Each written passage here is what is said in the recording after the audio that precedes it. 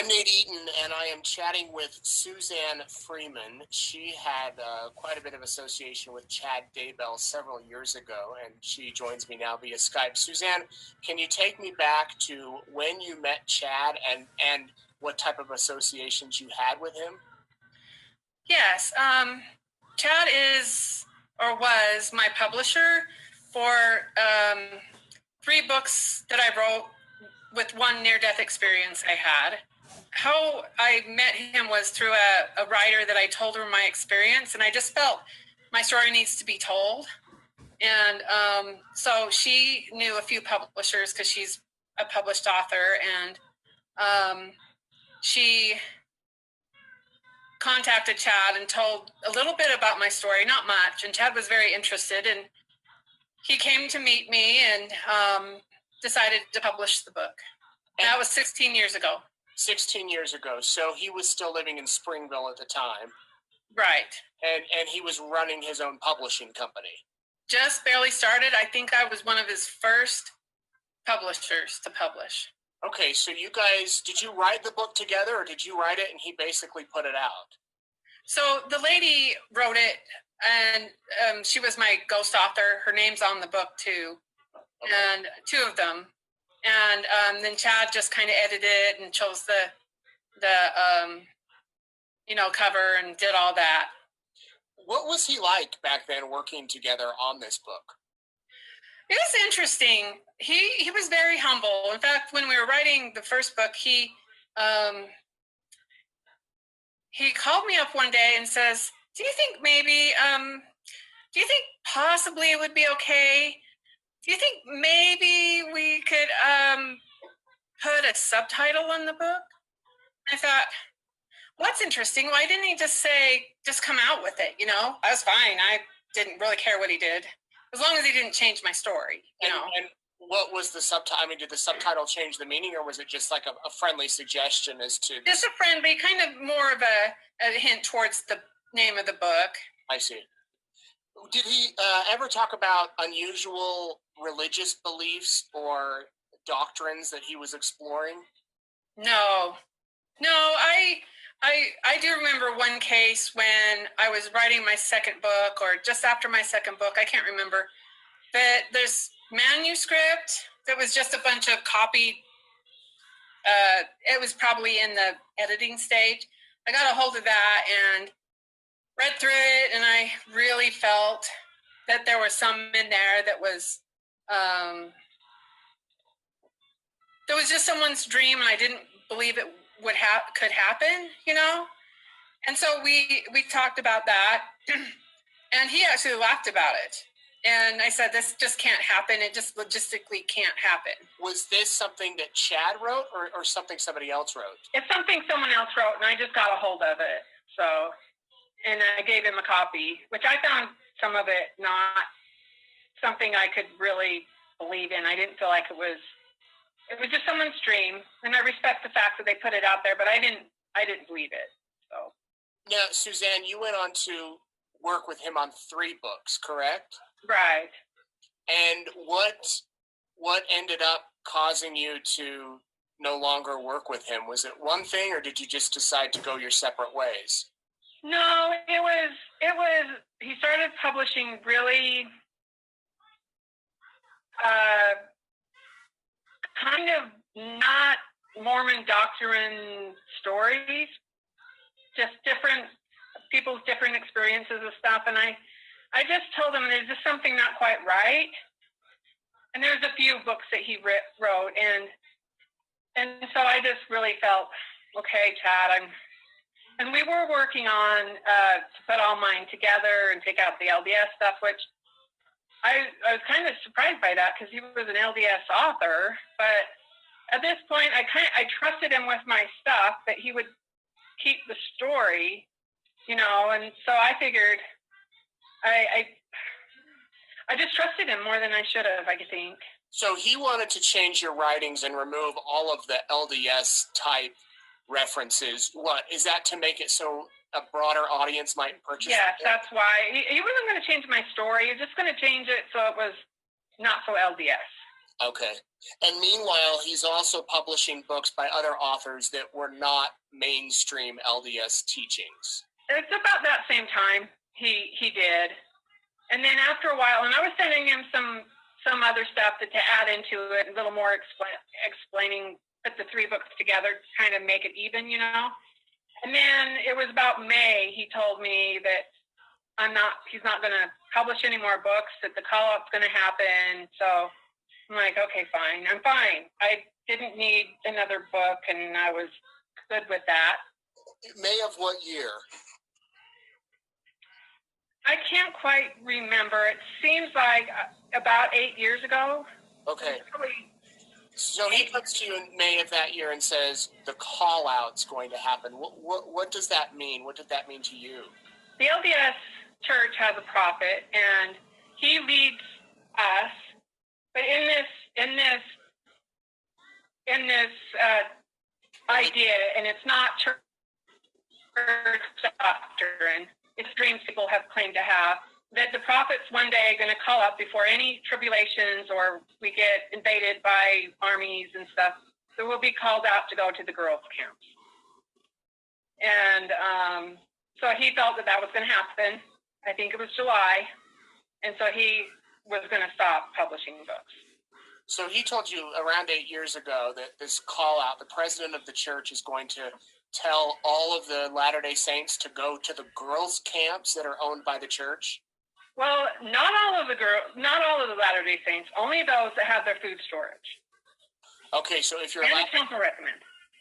And a temple recommend. If you're a Latter-day Saint, the temple recommend and your food storage, the prophet's going to say, go to the girls' camp, and then what? Live there until the earthquake happens and the armies invade, so you'll be safe up there. What are you thinking as he's telling you this, seeing that this had never been taught through the church, from the pulpit, or from the leaders or anything? So that's the discussion we had earlier, was in that book, that idea of the call out, the prophet doing this. And I said, it seems to me, if you want to be safe, you wouldn't go where the government knows where the church has camps. I mean, the government knows that. And to me, I just thought, okay, I'm not going there. The government knows that. It could be turned into a concentration camp or something, you know? Yeah. I just never felt that was for me. And had you heard this type of teaching before Chad told you this? Oh, I had. And it was a big conversation where I would, if I even mentioned that it might not happen, I would totally get attacked. I mean, abused.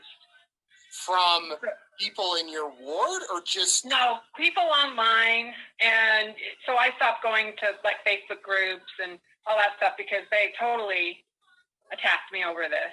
I see. So these are groups that believed this teaching that would get together and discuss it. And if they were questioned, you would get attacked. Yes. So he says, we're not going to publish any more books, and this call out is going to happen. Obviously, the call out did not happen, has not happened, and the church leaders have not taught this. And he goes his separate way and you go yours? No, well, kind of, yeah. I had talked to him a little bit about what he was publishing. It wasn't good, and he kept saying, "Oh, Susie, just read them. You'll get it." And I read some of it, and I just couldn't. And so after a while, I just realized. And after that call out thing that he thought was going to happen didn't. So he started publishing more books, but never contacted me that he was going to publish the book again. He was done with me, basically, which I was good with. I didn't want my name like that. Yeah, he was done with you, but did he still own the rights to publish your work? Oh, that has been very upsetting for me, because I finally, knowing that he was publishing other things, when he wasn't really honest with me, so I asked for my rights back, and I owed him some money, and so I paid him back. Because he said, pay me back, I'll give you your rights back. I paid him back, and he didn't give me my rights back. So I actually went to an attorney, and he read through the contract, and he says, I have never seen a publisher's contract this one-sided. This has nothing good for you in it. And I didn't know what to do at that point. I just thought, I don't have the money to fight him. He did send me $400, but that was after he promised to have, my rights back. And so I figured, gosh, if he sends me $400, he made, 6 times that? I just thought that was not honest. I thought, give me my rights back. That's what I want. I don't want my name attached to what he's publishing. I just am not believing in that, and I want to be left alone. Yeah. Suzanne, did he ever talk about the end of the world, the 144,000, the portals and creating these portals, anything like that? No. I'm really sad about that. Portals, really, I've heard of portals, but it's only for the evil side. Like if he's creating portals, that's not, angels all around us. I mean, I really believe angels protect us. They're all around us. We don't need to build a portal to have angels, to visit somebody. And for him to go visit somebody that's already alive in spirit, that's just evil. That's just, anyway. What about zombies, dark and light spirits, having a system, a ranking, anything like that? Not in my life. I've not. I see a lot of I've been to spiritual healing conferences, which I don't go to anymore. I trust very few people. In fact, I trusted Chad. I really believed he was a good man. He really loved his wife. I trusted Chad. What did he say about his wife, who at the time was Tammy? Oh, Tammy. She was a sweetheart. I think she was the heart of the business. She just really was good at it and really kind and really genuine. He would talk at least twice, probably more, and tell me that she was his soulmate. That he knew her in the pre-existence, and when he met her, that he knew that they knew each other. And I was impressed by that. I thought, wow, they have a really sweet relationship, and that's really tender. And I was impressed by him, by that, and how humble he was, and how he, felt about his wife. That's not very common. And so I really was honored to be Chad's friend early on, because I love to see good men. There's good men out there, and I liked associating with good people. Yeah. So it was a true love story, at least it appeared. It really felt like, to me, it was. Yeah. It really felt like that he told me that that's what it was. You guys separate. Did you keep in touch? Have you kept in touch over the years, seen him at different conferences, or have you kind of distanced yourself and then this news? Oh, I distanced myself. I just could not be around there. I did not want my name associated to that. I wouldn't go to the spiritual healing conferences. Very few people I know are genuinely spiritually wanting to help people. Others just want to make money. Yeah. What did you think all these years later when you see the news that he and Lori Vallow, who I'm sure you had never heard of, are in the news at the center of this missing children investigation, and that his Tammy has died, Tammy Daybell? So I saw that Tammy had passed away, and I wish I could get the post, the Facebook post he made, because it was really strange. All I can say is I felt like, did she have a long, drawn-out death or something? Because the way he said, like, my wife died suddenly in her sleep, and it was very, I don't know, poorly written, and he's an author, and it felt cold. I don't know how to describe it. But I thought, wow, I didn't hear that she was sick. But the way, to me, what I picked up on what the Facebook post was that she was sick and died. And I thought, wow, that's really weird. How sad.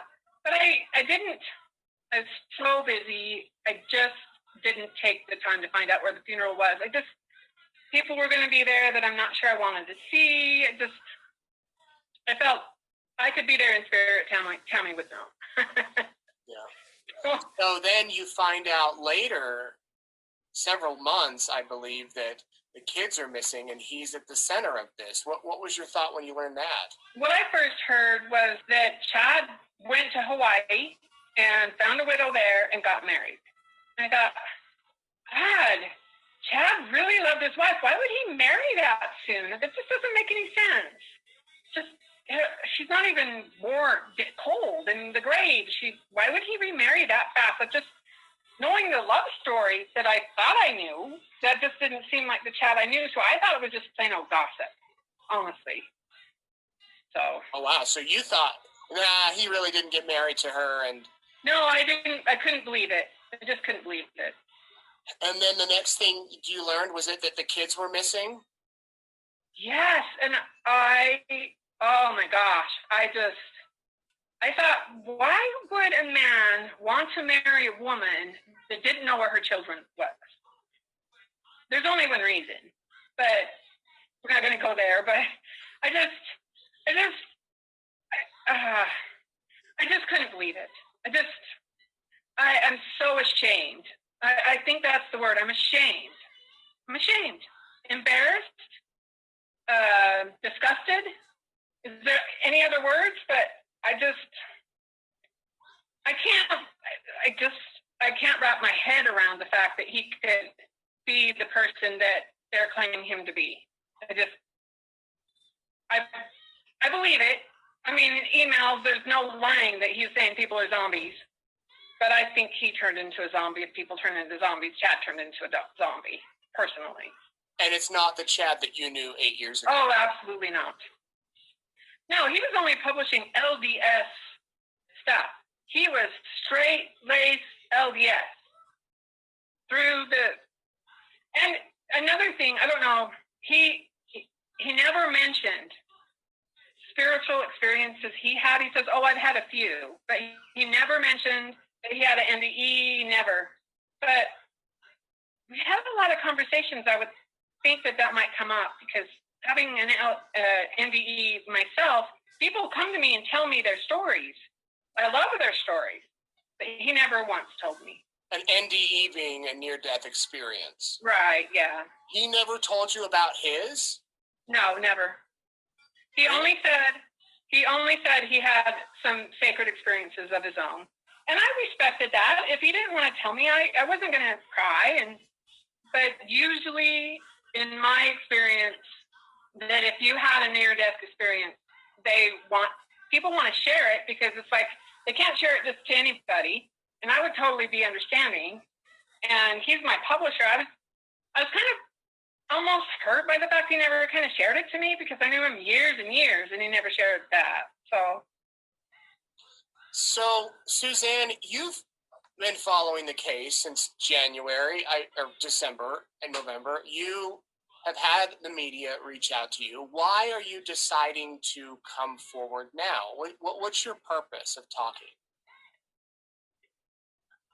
Well, I feel like there's a humanness in Chad that people need to know that he's human. And I feel like I could probably give a little more information about the people who are preppers that are in his group because I kind of know them. And I just felt like when I saw the interviews that, wait a minute, they don't really know what Chad's doing. They don't really know Chad before. They don't really know what I know. So I felt that maybe I should say something. And when we spoke the other day on the phone, you mentioned that you also want to, I believe you said that you also want to talk to the people that are still following Chad and these beliefs that are not mainstream Latter-day Saint. Yeah. What do you say to those people that, are talking about portals and different probations and things like that? So my belief is is Christ died for us. He died for our sins. And multiple mortalities or probations or whatever you want to call it denies the Christ of what he did. Christ, what he did for us why would a loving God and Jesus Christ want us to come back and live our lives over and over? For me, my life has been hard, and I wouldn't want to do this again. And I love Jesus with all my heart, and I just feel it's denying the Savior. What do you say to Chad if he's watching? Chad, we get deceived. We all get deceived. But please do the right thing. Just know that there's people who love you and will back you up. Just do this thing that you know is right. Because, you know, Jesus will still love you. Just know that. All right, Suzanne, is there anything you want to add? I just want those who disagree with me to please don't send hateful messages. Just understand, you don't have to agree with me. It's fine. But it's not the Christ-like way to send hateful messages just because I said something that you believe that might just rock your little faith a little. So just understand that you can just turn away and say, well, that's not right. That's what I believe. I've got personal revelation that what she's saying is not true. That's fine. Just don't send me hateful message. I don't have time for this. I don't have time to care what you think, but please just be respectful of my beliefs too. You make an interesting point, because we have had several people that have contacted us who would make interesting interviews, but because of the backlash or the fear of the backlash, they don't want to come forward publicly. And that's why it may have, taken you a few months, I don't know, or others a few months, and still many aren't speaking publicly because they're worried that, they're a little embarrassed by their beliefs, but they're mainly worried what people will say. So I thank you, Suzanne Freeman, for chatting with us and giving us kind of a different side of Chad Daybell from years ago, a professional side and a side that we may not have seen. So thank you. You're welcome.